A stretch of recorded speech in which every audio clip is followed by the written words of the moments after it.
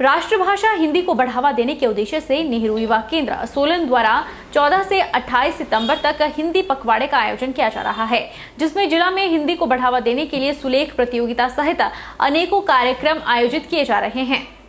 सोलन के जिला परिषद हॉल में इनरव्हील क्लब मिड टाउन के सहयोग से कवि सम्मेलन का आयोजन हुआ, जिसमें वरिष्ठ कवियों ने हिंदी में अपनी कविताओं का पाठ किया और युवा पीढ़ी को हिंदी के महत्व के बारे में जानकारी दी। नेहरू युवा केंद्र की समन्वयक ईरा प्रभात और इनरव्हील क्लब मिड टाउन की प्रधान मोनिका बंसल ने बताया कि राष्ट्रभाषा हिंदी का युवाओं में चलन बढ़े, इसके लिए हिंदी पखवाड़े का आयोजन किया जा रहा है। कवि सम्मेलन में सोलन के वरिष्ठ कवियों ने भाग लेकर हिंदी के महत्व के बारे में बताया। हिंदी पखवाड़े के अंतर्गत जिला में आगामी दिनों में अनेकों कार्यक्रम आयोजित किए जाएंगे।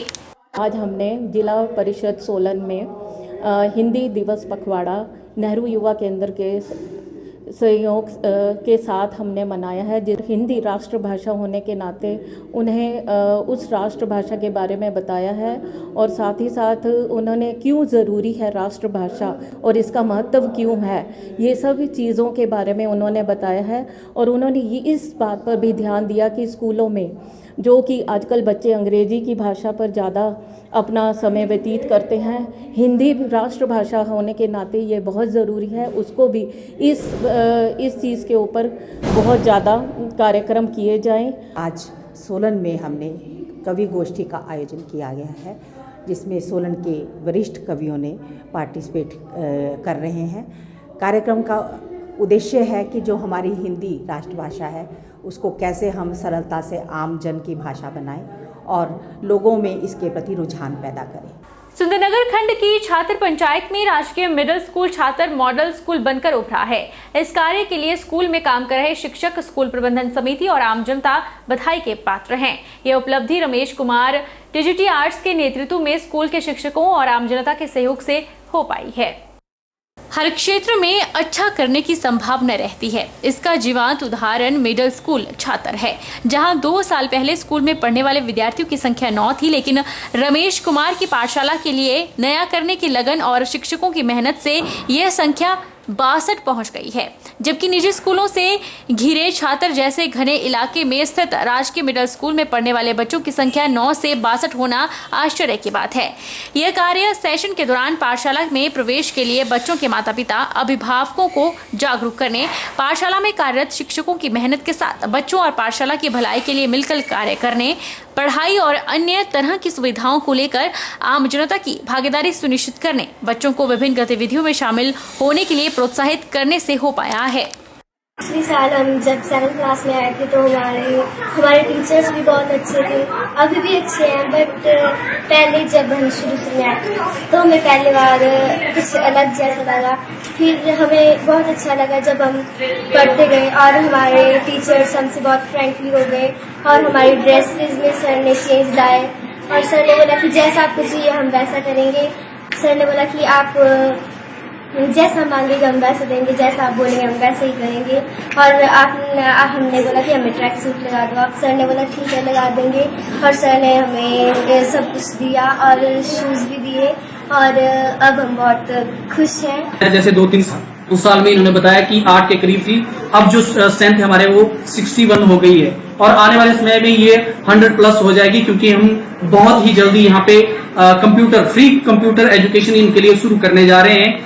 और जो हमारी पानी की समस्या है वो भी हमारे प्रधान जी ने निपटा दी है कि हम जल्दी ही यहाँ पे कूलर लगा देंगे। और सबसे बड़ी समस्या है हमारे यहाँ पे बच्चों को बैठने के लिए, हमारे पास डेस्क की बहुत कमी है, जबकि जो पुराने डेस्क हैं उसी को ही बच्चे यूज कर रहे हैं। तो हम ये चाहते हैं कि हमारे जो डेस्क हैं वो हमें मिले और साथ में प्लेग्राउंड। अगर हमारे पास प्लेग्राउंड होता तो मैं डेफिनेटली कहता हूँ कि यहाँ पे 150 से भी ज्यादा बच्चे अभी हो जाते, लेकिन हमारे पास प्लेग्राउंड नहीं है। अगर हमारा जो किचन साइड या दूसरी चीजें हैं अगर उस तरफ को उठ जाएंगी तो मुझे लगता है कि हमारे पास प्लेग्राउंड भी हो जाएगा, 2-1 पिच हमारे पास बन जाएगी पिचेस, और उसके बाद हमारे बच्चे वहाँ पे अच्छे से खेल सकेंगे।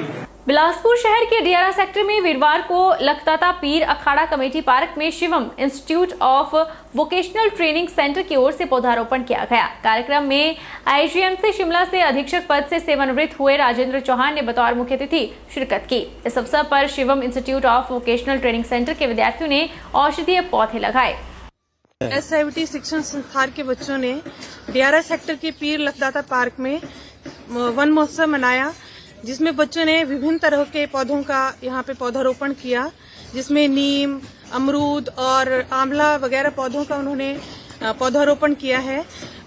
SIVT शिक्षण संस्थान के बच्चों ने पौधे लगाने के साथ साथ उनको देखभाल करने का जिम्मा भी उठाया है और साथ में यहाँ पे आज इन्होंने साफ सफाई का कार्यक्रम भी किया है, जिसके लिए मैं शिक्षण संस्थान के बच्चों को उनका धन्यवाद करती हूँ कि उन्होंने अपना बहुमूल्य टाइम निकालकर यहाँ पे आज अपना ये प्लांटेशन का कार्यक्रम समापन किया। बाल विकास परियोजना कार्यालय अंब के आंगनवाड़ी केंद्र अंब 5 में पोषण माह मनाया गया। आंगनवाड़ी कार्यकर्ता मोनिका कुमारी द्वारा 5 वर्ष तक के 35 बच्चों का वजन लंबाई अनुसार किया गया, जिसमें सभी बच्चे सामान्य पाए गए।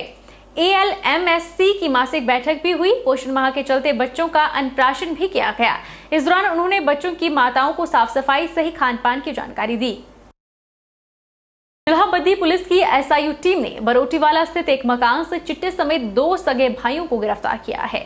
गुप्त सूचना मिली कि बडेड़ में एक घर से चिट्टा तस्करी का धंधा किया जाता है, जिसके बाद टीम ने तुरंत कार्रवाई करते हुए घर में दबिश दी, जिनके पास से 8.38 ग्राम चिट्टा बरामद हुआ है। थाना बरोटीवाला में आरोपियों के खिलाफ मामला दर्ज कर जांच शुरू कर दी है।